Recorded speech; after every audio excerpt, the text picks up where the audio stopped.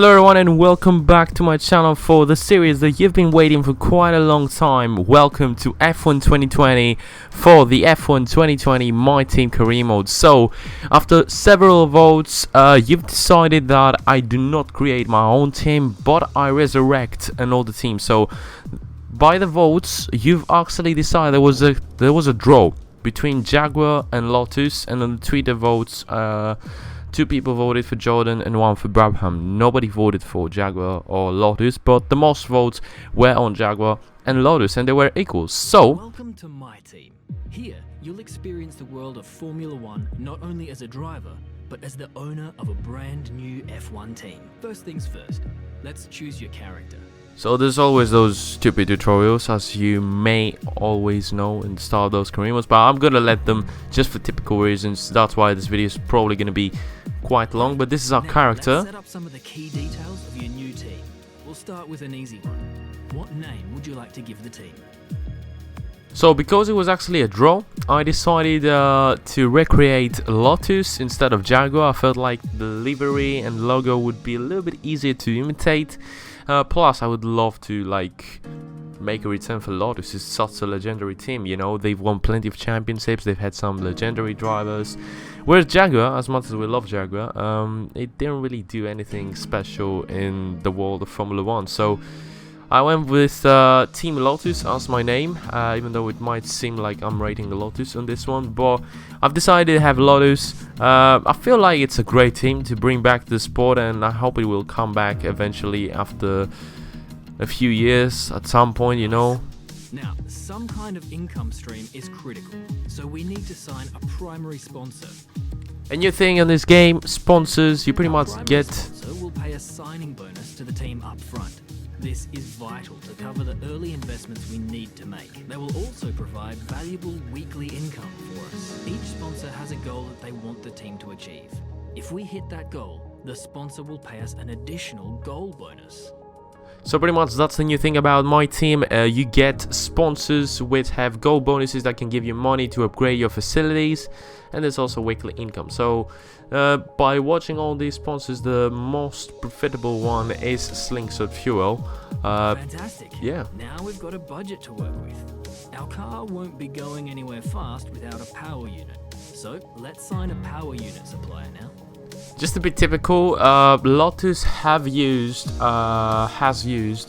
mostly Renault engines and Honda engines, but they are mostly known for Renault engines. Durability from our power unit, but we also need to balance the books. We're going to have a lot of other areas to invest our cash into.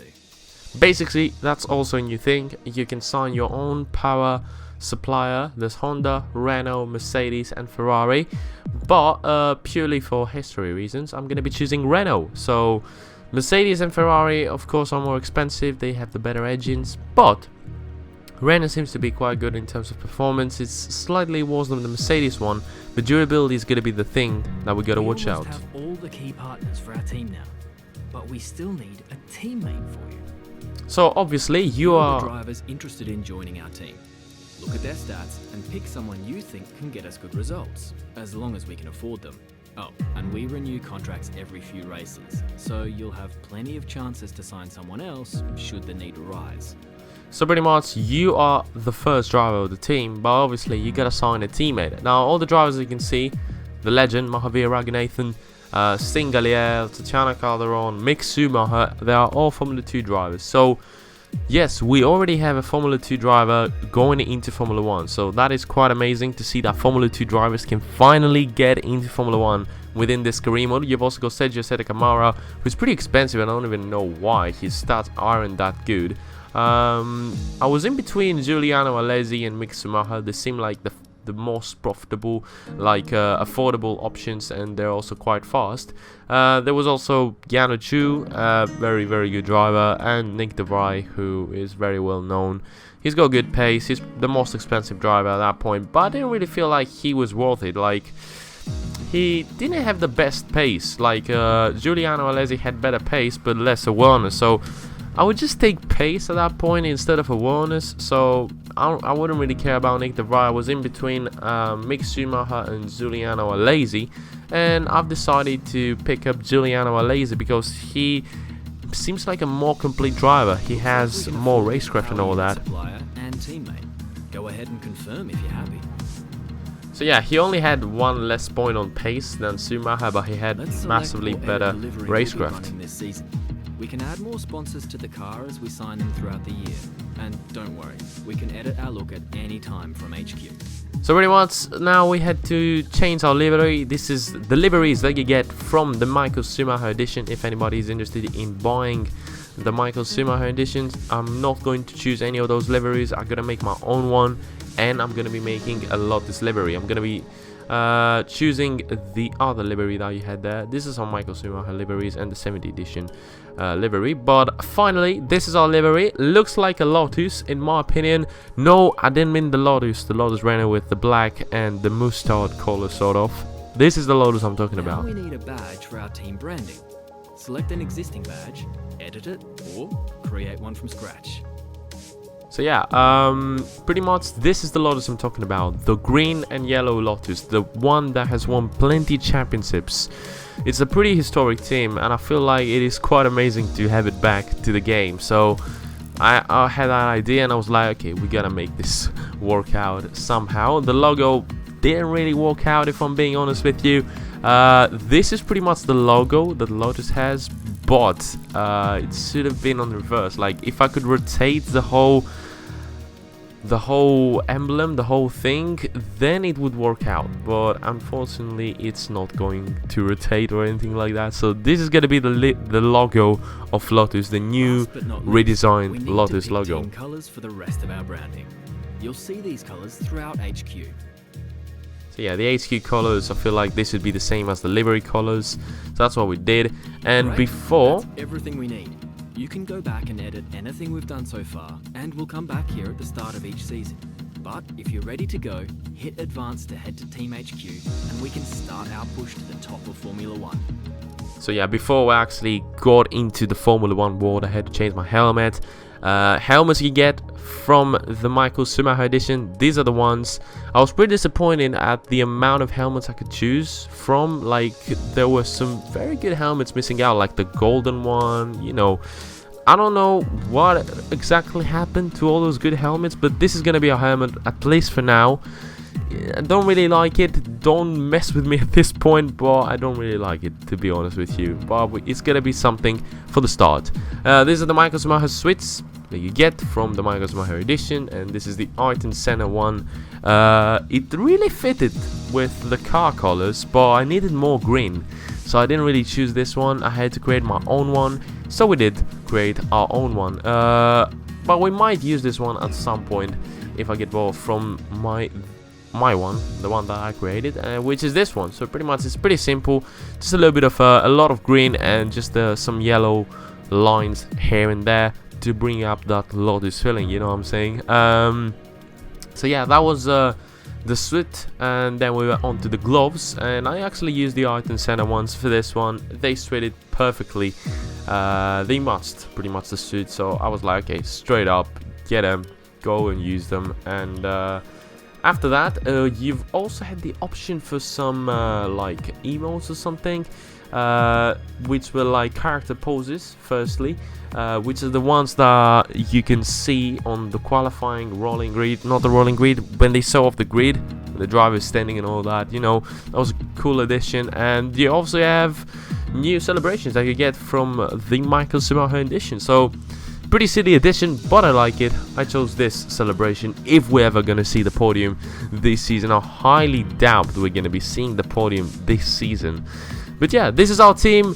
Lotus is back to Formula 1, and you know, I don't know how fast the car is going to be on those first entrances. 22 races to go, a lot of seasons to go until we are at the top of Formula 1. But yeah, let's get into our journey in Formula 1.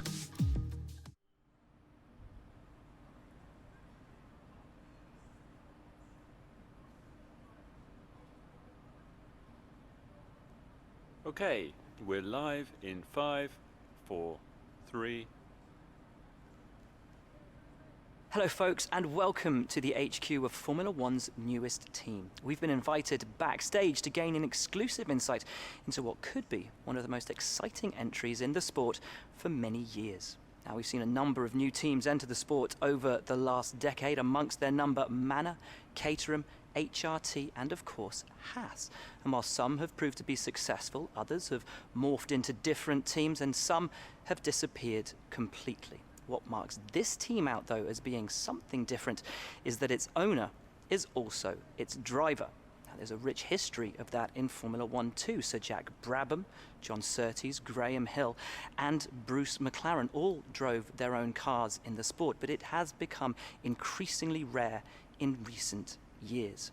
What's very special about this team, though, is that while the team itself is new to Formula One, so too is its driver and owner. Whatever happens this season, you've already made the history books. Tell me, do you feel up to the mammoth task of both managing and driving for a Formula One team? I feel like it's challenging and all. But yeah, it happened in the past, a lot of years have passed since then. But we've seen that happening with, as you said, Brabham, McLaren, McLaren's still a top team. Needs two drivers. But what was it that drew you to your teammates?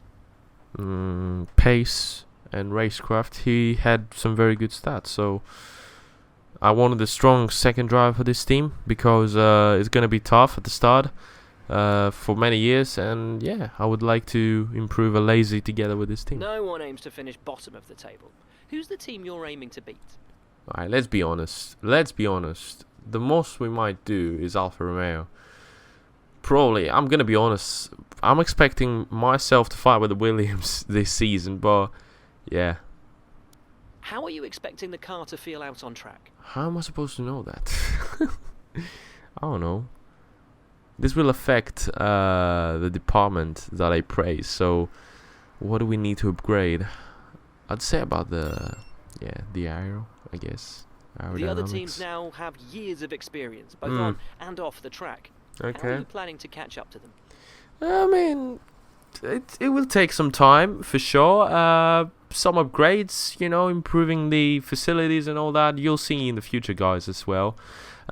This mode, my team has a lot of things to do. I don't know, like if you support me with this series, for sure, I'm gonna be doing a lot of episodes of this. Overtaking is a key part of this sport. How have you ensured that your car can take advantage of each opportunity that comes your way? Renault power unit for the win, I guess. I mean, Renault isn't the best for overtaking, but yeah, I can't really answer any of those questions without even driving the car. But I bet it will be fine overtaking the Williams, I guess, despite the Mercedes engine. But yeah, we'll see about that. And finally, which of your new departments are you most proud of? Okay, let's see who can we praise on this one. I think I haven't praised my power unit yet. Well, let's praise the power unit department a little bit. Well, that's about all we've got time for here. Nice. We will see how this fledgling team fares in its first Grand Prix. I can't wait. Great, thank you. That's a wrap. Great interview, boss. You nailed exactly what the team's been working on. When you've got time, check the R&D tree to see our current progress and where we think there's room for more. And while you're at it, why not take a stroll around HQ and check on how the team's doing? So quickly, let me show you the HQ. What is available on that menu. So there's activities. Firstly, in between race weekends, you have activities. You can improve. This is where you can view our current facilities and the effects they're having on the business. You can also invest some of our cash into upgrades for these facilities. Alright, so firstly, forget activities. Let's talk about the facilities. You can upgrade the facilities, and there's plenty of facilities. There's facilities for powertrain, aerodynamics, chassis, personnel, and marketing. You upgrade these and you help the team improve on its aspect. So it's very important to upgrade the facilities. It's important to use the time between races to the fullest extent, and that's where these activities come in.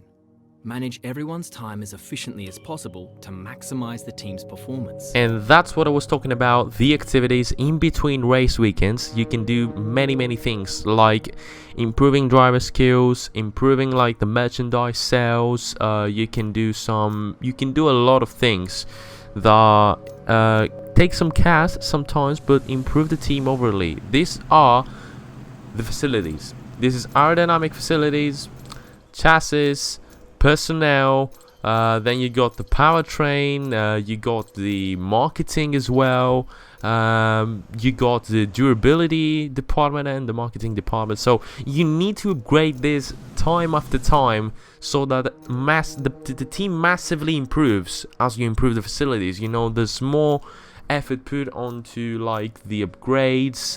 They might not fail as often, so you got the typical R&D tree. We've got some resource points and I'm going to be using them after the race, just to let you know. Driver market. From here you can see pertinent details on each driver in the sport, compare them with each other and add them to your watch list. When the contract negotiation window rolls around, this is where you will approach any drivers you wish to hire. So, driver market, you can buy any driver you want. From last year's game, as you may already know, driver transfers are a thing, so you can actually buy drivers into your team. If we're not happy with a Lazy, for example, we might actually let him out of his contract and sign another driver, probably a Formula 1 driver or something like that, you know. As for the events before the Australian Grand Prix, we're going to be doing, for example, a pre-season advertisement campaign or a driver training camp. You know, there's plenty of things you can do that improve the team. Like for this one, pre-season merchandise sale is going to increase our cash. You know, there's so many things you can do, and it's quite nice. For us, it's going to be driver training camp. I really want to improve my driver straight up. And we've also got the car review. Let's see how our car looks. And it looks pretty beautiful, if I'm being honest. I feel like I got the livery right. The livery looks fine. Yeah, it looks nice. It looks nice. It's nice to have a green car back in the grid. We don't have a green car on the grid. It's a little bit weird not to have a green car on the grid. I was like, yeah, we should do a Jaguar or a Lotus, you know. But yeah, ready now for the Australian Grand Prix. It's time. It's race time. Actually, not race time. You gotta wait for the race. We gotta do practice, qualifying, and then it's the race. But the car looks amazing, and I can't wait to get it out on track. That's all I'm gonna say. Yeah, really looking forward to get this car out on track. Of course, I'm not gonna show on each and every single video the practice program test. I'm gonna show them once here. They are the same as last year. They haven't changed anything. I just wanted to show you a little bit of how the car drives in general on dry conditions, because qualifying is going to be wet, as the weather forecast says. So yeah, car actually drove pretty decent. I wasn't expecting it to be normal. I was expecting it to be very understeery and very oversteery. I was expecting it to be a little bit of a terrible car, but it didn't work like that. The car felt very well, and it felt like it was on the road, like it stayed on track, no mistakes at all. And like I say, I just really like this livery, that green livery with the yellow stripes. I love it, and I love the fact that I was able to create a team and bring back Lotus as a team on the F1 championship. So as you can see, time management test, we made it with a perfect result. We can manage the tires according to that test. Then we had, like, I think the fuel management test, which was the toughest one so far. But yeah, pretty tough one. Only could complete the whole thing, couldn't get the perfect result, the purple one, despite my high shifts there. As you can see, taking that corner with 5th gear. But yeah, I couldn't overly get that perfect result, even though I tried there at the end to go up to 8 as fast as I could, so that we could get that perfect result. We couldn't. Well, it doesn't really matter. It's just the fact that we can complete the test. And this is what I wanted to talk about. The ERS deployment uses, it's very different from last year. On the race, it's either going to be medium uses or overtake usage. That's the only option you get.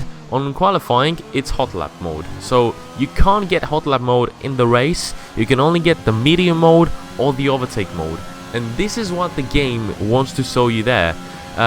This obviously makes the ERS management test much easier to complete for me, honestly. But yeah, because you don't have to use the ERS so much, especially in a track like Australia where there's not so many straights. So that's all I wanted to say about the practice program test. I'm just going to show you every single test now, but I'm not going to do that on the future episodes because there's a lot of racing to do, there's a lot of things to show you, and showing you the same practice program test over and over again is not really entertaining. We did pretty decent on qualifying. 19th position is the expected result. Then on the race strategy test we did very well with the super soft tires, or the soft tires as we meant to call them. So yeah, pretty well. Managed to get 3 consecutive laps correctly and get the perfect result there. I'm gonna let you listen to the engine sound of the Renault engine supplied Lotus there. So yeah, let's hear the engine.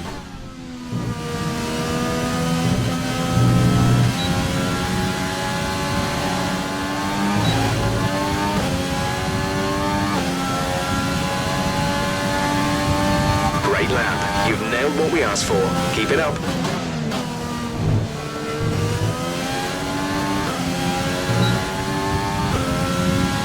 I've got to say it sounds like last year's McLaren Renault, which we drove on our previous Karima, which didn't really last for quite a while. But yeah, it sounds the same. But 3rd position after finishing all my program tests there on practice 2, I felt like ready for qualifying, if that makes sense, despite them being on wet conditions. So as you can see, a lazy there's the progress. You get some resource points, and actually a lot of resource points there being given to us because of our successful programs on the practice sessions. But yeah, you can see you improve massively time after time the level of the driver and the combined acclaim of the team, pretty much. So really looking forward to qualifying. Let's get into it and see how well we can do under wet conditions.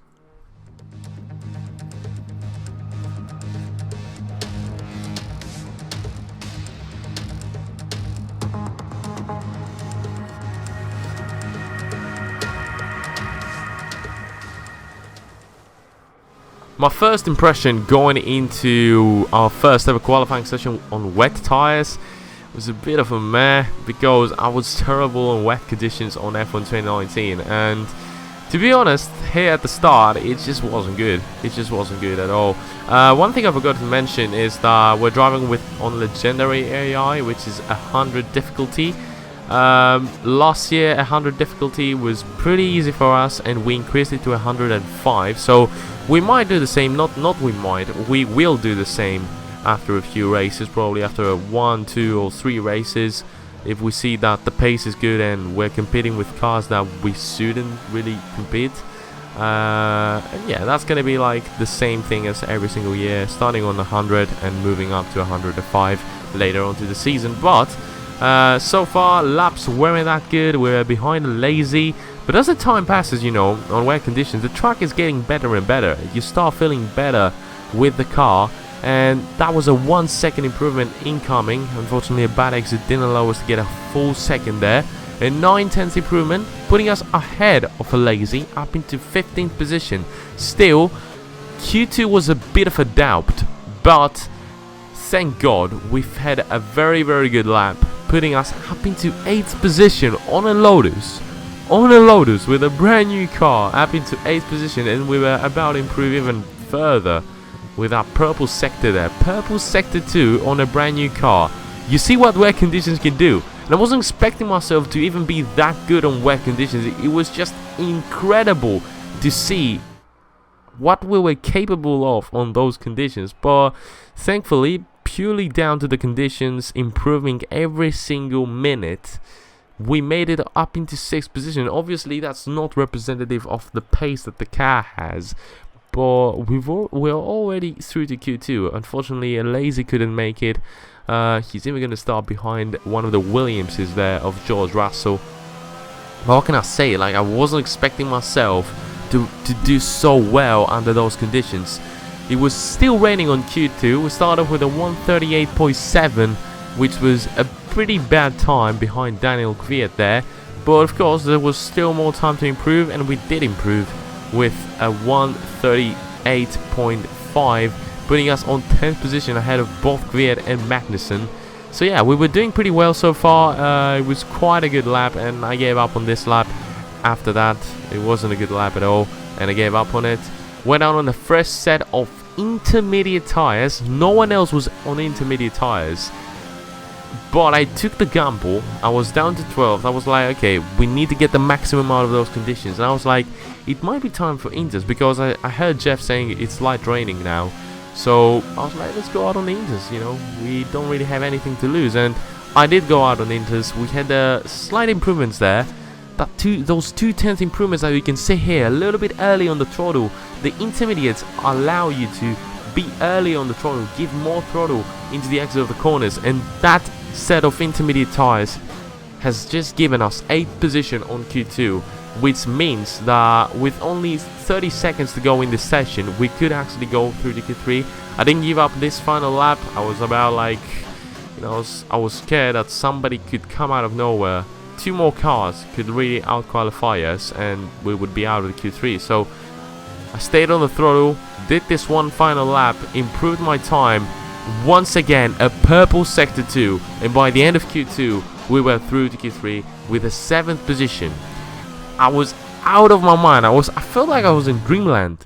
Like, who could imagine me with a brand new car that isn't even that fast? It's like at the bottom of the field, like the 2nd slowest car or the 3rd slowest car, something like that. We're through to Q3 ahead of a Ferrari of Charles Leclerc. I know no one else has set up on a set of inters.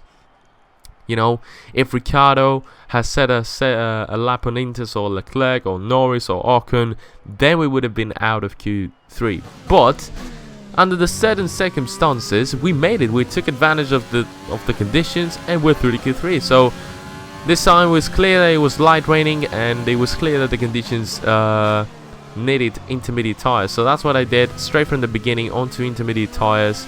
And we set quite a good lap for like the first sort of lap. It was quite decent. It was, I feel like a 137 something. Vettel was just flying out there with a 134.2, and he was even down on 6th. So we improved on our second lap quite massively. We were only 9th ahead of Ocon, and onto our second lap we did a 134.8, which was gifted us 8th position. I can't even talk. Like, it's incredible that we gaining so much time. Look at that. Track is at its finest at the moment. The qualifying session is over, so we're the last car to set a lap. So we're really much taking advantage of the best conditions that the track is ever going to be at. So that's why you can see we're already gaining 5 tenths. 5 tenths. That's purely down to the track being at its best at the moment. We're not faster than the McLarens or anything like that. Don't get any of that stuff, get it into your mind. But it's not. I feel like it's not even the legendary AI. We just did a very good job there. Unfortunately, run a little bit wide there, slightly losing the back end. Not going to be an 8 tenths improvement. It's going to be a 7 tenths improvement. And let's see where we're going to end up. We're going to be starting the Grand Prix from 6th position. I'm not going to say anything. It's just insane. Insanity. Insanity. That's all I'm going to say. And that was down to that final lap. Remove those 7 tenths, I would be down to 9th position behind both the McLarens. Can you imagine that? Can you understand what has just happened? We took advantage of the situation there, of the conditions, of the track improving massively lap after lap, and we are even ahead of Max Verstappen. Obviously, Verstappen will be ahead of us going into the race, but it's a fantastic really start. Seem to enjoy that. You made it look easy. The weather hasn't been ideal in qualifying. What's your take on it? Nah, it was ideal for me. At the end of the day, you know, conditions were the thing for us on this one. It's been a great qualifying session for you. Are you going to carry that momentum into the race? I highly doubt it, but based on Australia being a track where you cannot overtake very easily, I feel like we did a fantastic job and we're gonna maintain those positions. Appreciate your time. Appreciate your time as well, but what the actual heck was that? 6th position for the Australian Grand Prix. Bring us that acclaim level. Increase everything. We're getting ready for the race. 6th position for the Australian Grand Prix. Let's just get into it and see how well we can do. It's finally time once again to begin what promises to be another thrilling season of Formula One action. Pre-season times, subject of so much discussion in recent weeks, mean nothing now, as the cars line up to battle it out for points once again. So let's get this season underway. Welcome to the Australian Grand Prix. The Melbourne circuit is certainly one that needs to be taken seriously. Its combination of slippery surfaces and difficult corners make it a tricky track when it comes to overtakes. Drivers find it hard to pass and will need to take full advantage of those DRS zones if they want to have any hope of breaking through.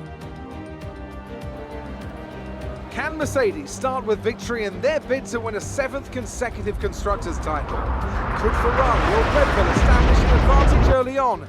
And with 22 cars on the grid, how quickly can the new team find their footing? Well, it's great to be back, Anthony Davidson. We've got a lot to talk about this year. That's right, Crofty. It felt like a long winter, but it's good to finally be back. I have to think the usual suspects will battle it out at the front, but there are always going to be some teething problems early on in the season, so whoever can keep on top of their issues will have the advantage today. As I mentioned earlier, we're up to 11 teams this season, with a new entry run by, well, of all things, an owner-driver.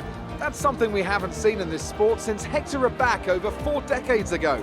So how are they looking so far? It's hard to imagine how a small operation like that could survive in the ruthless world of Formula One, and yet here they are, first ever race looking surprisingly strong.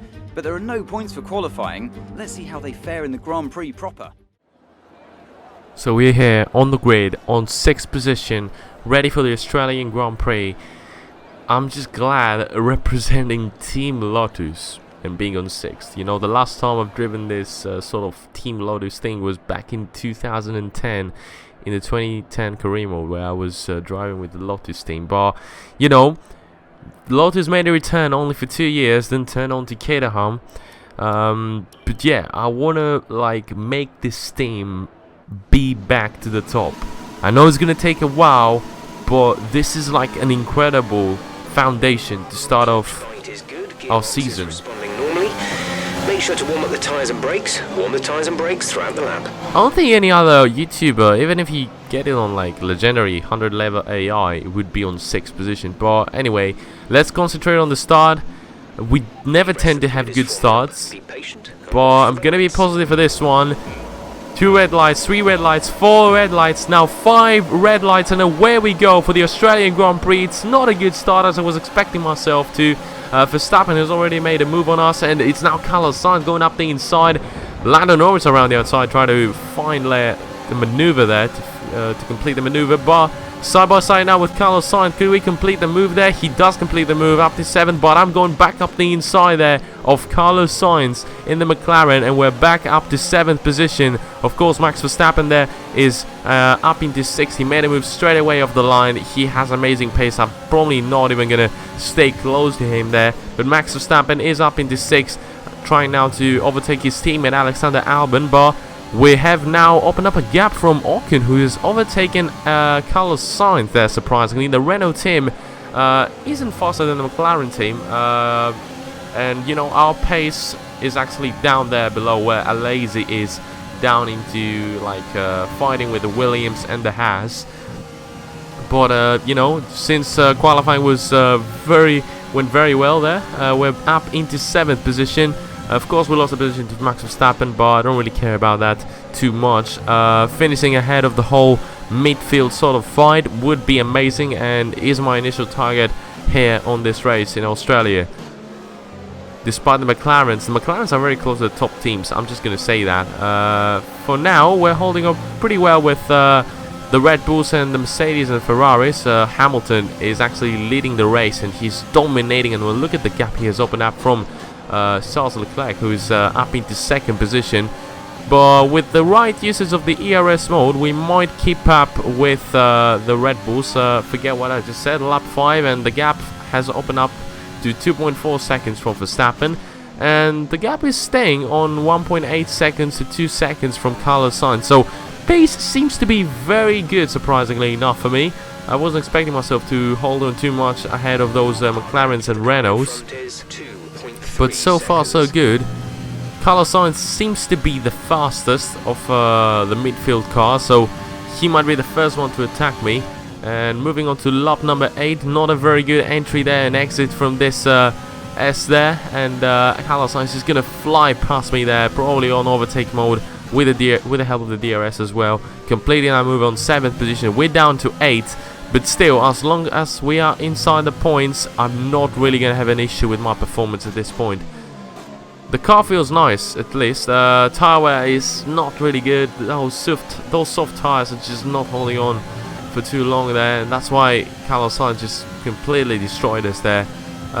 Still, ERS usage is quite okay, down into 20% as I had to defend there from Ocon and the rest of the midfield. But going into the pit stops on lap number 10, this is our scheduled pit stop, going into the hard tires. As you already know, we're not doing a 2-stop by no means. I just don't support that strategy. Going in for a set of hards, and now this set of hards needs to get us through to the end of the race. And actually a good pit stop there that is gonna bring us closer to Carlos Sainz than we were before. Okay, stay clear of the white line on the exit. We're exiting the pit stops on P16, and Sainz is actually going to be stuck behind our teammate there, Lazy. So pretty nice to see that Lazy could actually hold up Sainz for a little bit. Could we go for a cheeky move on Sainz? I don't really know, and I don't really think so. His pace seems to be very good, but behind me is Daniel Ricciardo into 7th position, so he's our next opponent. Of course, Lazy has just held up massively Carlos Sainz. Unfortunately, it wasn't enough because Lazy is going to go into the pit stops on this lap, on lap 11, and he's going to go into the pit stops and leave Carlos Sainz with some free road. I feel like that's Lando Norris exiting the pit stops. Is he going to be ahead of us? Probably not. He's not going to be. Is he going to be ahead of the Renaults? He is going to be ahead of the Renaults. So the overcut walking there for Lando Norris, who is ahead of Esteban Ocon and Daniel Ricciardo. So both the McLarens now are on 8th and 10th position. So if Norris overtakes me, he's going to make it an 8-9 for the McLaren team, making it the 4th fastest car on the grid. But for the time being, I'm destroying McLaren's party. I'm in 9th position. Someone else needs to actually pit so that we're back up to 8th. I don't know who for the time being. But yeah, race is going pretty well for the time being.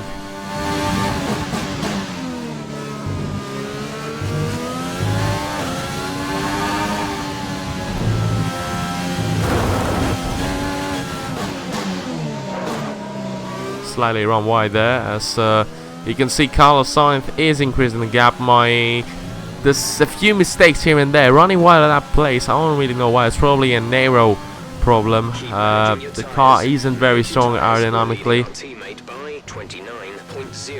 But overall, Lando Norris is gaining a little bit on us, but the Renaults don't seem to have the pace to follow Lando. So Lando is probably going to be the guy that we're going to be fighting with. Carlos Sainz is just driving away. He's increasing the gap lap after lap. He's up into 4.1 seconds. So with 12 laps to go, the battle is going to be between me and Lando Norris for 8th position. So let's see what's Lando got planned for the next couple of laps. The Renaults are still close to him, so he has to at the same time defend. Surprisingly enough, I can see Valtteri Bottas pitting for a second time. He has already pitted once for a set of mediums, so he couldn't make it till the end of the race. What a complete nonsense strategy there from Mercedes, putting Bottas in for a 2-stop. I don't understand the strategy there from the Mercedes team, but that's a free position there, up into 7th position, and with 10 laps only to go, I highly doubt Bottas could really get back up to where he was. I highly doubt he can get back into the points. Like, it's going to be very tough for him. With the Force Indias, the racing points actually, the Renaults and the McLarens and me to overtake.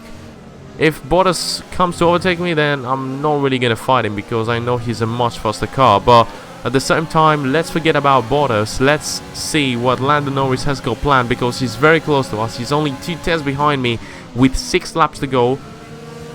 Thankfully enough, the tyres feel great. But as you can see, me and Lando have opened up the gap from the Renaults, and now Lando Norris could go up the inside into this corner. He tries to go up the inside. I feel like there's slight contact there, and yeah, there was slight contact. Lando Norris has spun, and I don't really know what happened there. I couldn't understand what happened. I can see Lando going up the inside, but there's just slight wheel-to-wheel contact there, and Lando Norris completely spun out. Let's see it from the onboard of Lando Norris. Oh, that's a very close one. It's not that I actually closed into him. I took my racing line there. I even run wide into that corner, trying to give space to Lando, but for me, it just wasn't aggressive driving. It was a racing incident there. Very hard move trying to be completed there by Lando Norris. He wasn't that close to me to go for that dive. I feel like he should have backed off that and try and make a move probably onto the start finish straight or the second straight there. But pretty unfortunate for Lando there to lose so many positions. He's down into 10th position. As you can see, Valtteri Bottas on the radar. He's yet to complete a move on the AlphaTauri of Daniel Kvyat. For us, I tried to conserve a little bit of ERS and fuel so that we can give our everything to stay ahead of Daniel Ricciardo, who is down into 8th. He is now the man who has opened up the gap from Ocon. A little bit of loss of the back end there. Ricciardo is very close to us now. Same engine supplier though, so he shouldn't be that much faster in the straights. So that's pretty decent to hear. If we use rightly our ERS, then we could defend Ricciardo and take 7th position on the Australian Grand Prix. One thing that's for sure is that we're getting out of, we're leaving Australia with a few viable points from this Grand Prix on our first race as the owner and driver of Lotus F1 team. Ricciardo is getting closer and closer, trying to go up the inside into turn 1. He's not as eager to make the move stick as Lando Norris was, and he actually got spun out there. Some information on Verstappen. Max Verstappen is out of the race. They're retiring the car. So that automatically means that we're back into our starting position. We're back up to 6th position. Max Verstappen, probably due to mechanic failure, he's out of the Grand Prix. There you go, DNF, and you can see his car on the right there. Yeah, that's a mechanical failure for sure. And that's up into 6th position with only 2 laps to go. That's insane. We're very lucky. We're very lucky here in Australia. Also, the yellow flags didn't allow Ricciardo to make a move on me. Everything is going to plan. We're so lucky here in Australia. From qualifying to the race, we're just going to defend from Ricciardo for one more lap into the final lap. Can Ricciardo go and complete a move? He looks very fast there. ERS is up to down to 0%. Daniel Kvyat has retired from the race at the same time. Look at this amazing fight with Daniel Ricciardo there into the final lap. Can he go for a dive bomb up the inside here into the penultimate corner? He's not going to try it, obviously, and I highly doubt he's going to have a chance here onto the start finish straight. Not a lot of fuel remaining, using my every single percent of ERS, and it's the finish line there, 6th position in the Australian Grand Prix. Oh my god, I can't believe it. I can't believe it. Oh, driver of the day, Sergio Perez. Well, I don't really care. I don't know what he did, but 6th position on our first race. Get in. We've witnessed some great battles on the streets of Melbourne today, and they've taken a fantastic win. Anthony Davidson, how do you think they were able to set themselves apart today? I think a large part of the result comes down to temperament. They were able to keep their heads when everyone around them was losing theirs, and that's allowed them to get the best out of the car, to maximise the strategy, and to stay out of trouble.